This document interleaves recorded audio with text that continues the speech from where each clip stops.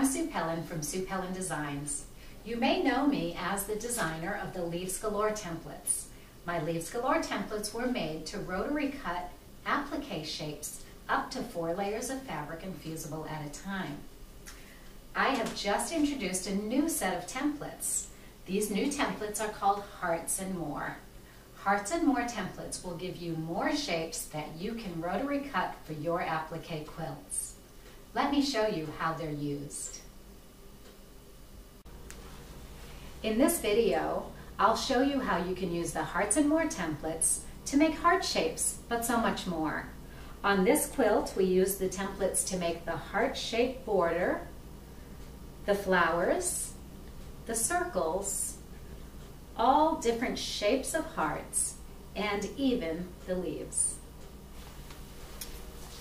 To make these heart rings, we're going to use the Hearts and More template, and for that quilt I used template B from the small set. If you fold your pre-fused fabric, all of the cuts that we're going to be making start from the fold. So let me show you the heart shape first, and I'll show you several different styles of hearts. Using the template, you can place the curved edge away from your fold to get a curved edge heart. If you turn your template over, you're able to get a straight edge heart. Now you can adjust the tool so you get a longer or a shorter heart, and you can also adjust the central point, the beginning point of your cut, anywhere along the edge so you get more or less of an indentation at the top of your heart. So there's a lot of different heart shapes that you can make from this one tool. If we turn our template over again, there's a circle on that edge, that end of the template. So once again, you can get smaller straight edge hearts or smaller curved edge hearts in lots of different sizes. Using the two ends of the tool, you have circles, and each end of the tool has a different size circle. By using the line down the center of the circle on your fold, you can get a beautiful circle on this end or on the opposite end of your tool. Now we also have a central marking with an arrow that points right at the 0 degree marking on the end of the tool. That line is perfect for making a teardrop shape. Now the teardrop can be narrower by using the measurements on the protractor end of your tool, and they can also be longer or shorter by adjusting your tool this way. So there's a lot of different teardrop shapes that you can make, and you'll just write down the numbers and the letters that intersect with your fold so you can get the same shape every time.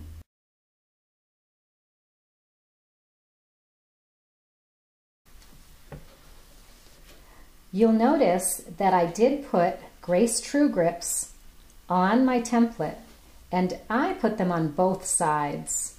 Now the reason I do that is because the template can be used from either side. If you always want to see your markings, you can simply turn your board around when you want to use the opposite side of the template, just like this. So now I'm using the curved side. However, if you don't want to turn your board all the time, you can just turn your template right over, and that's why I put the Grace True Grips on both sides of the tool. Today we're going to be using the curved edge of the template to make the heart from the first quilt that I showed. I'm going to trace from the 90 down here to the M on my tool.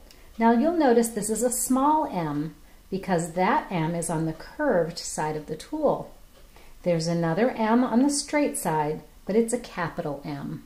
So whenever you are writing down instructions for how to cut a particular shape, make sure you use capital letters or small letters. Now as I'm cutting around, it's very helpful to have a rotating mat.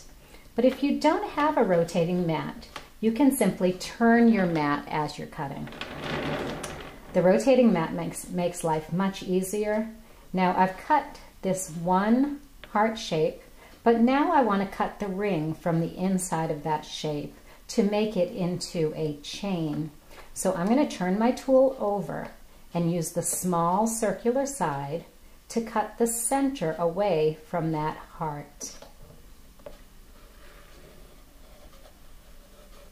If you are moving your board in order to cut, just make sure you keep your rotary cutter down in the same place so that you don't have a messy cut. Now you have both the heart ring as well as a bonus heart from the center of that heart ring.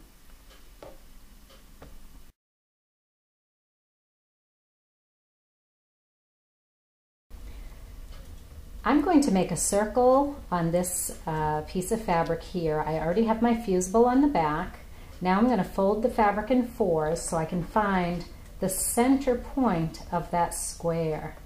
Now the reason why I want to find the center point of the square, we're not only going to use the circle that we cut, but we're also going to use the square. So I'm going to place the arrow right on that fold line, and this line that bisects the 2.5-inch circle on this fold.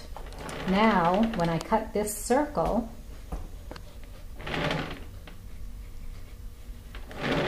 and I am using a 28mm rotary cutter to cut around the curves, now I have not only the circle, but I also have a frame.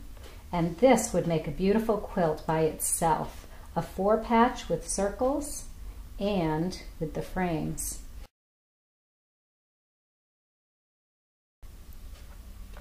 You can make several different flower shapes using the Hearts and More template. First, I'll show you how to make a 4-petal flower. To make a 4-petal flower, we're simply going to fold our fused fabric in quarters and then place the template so that the corner of that square, or the center of the square that's folded in quarters, hits this line right here.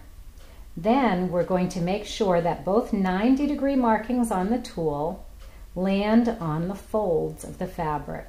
So if you cut this curve right here, you'll end up with a 4-petal flower like a clover leaf. And it makes a beautiful flower. But I prefer 6-petal flowers. So let me show you how to fold the fabric for a 6-petal flower. For a 6-petal flower, we do need to find that center marking of our square. So we're going to fold in quarters, and we're going to place that corner right on your board where your 60-degree marking crosses a straight line. So we're going to place the corner of our square right at that intersection and unfold the square so that we have the fold right on your straight line. Then from the center, we're going to fold up on that 60-degree line.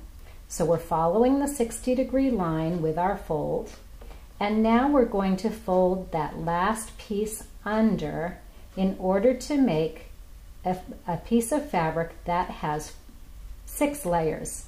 And you can see how it fits right in along that 60-degree marking.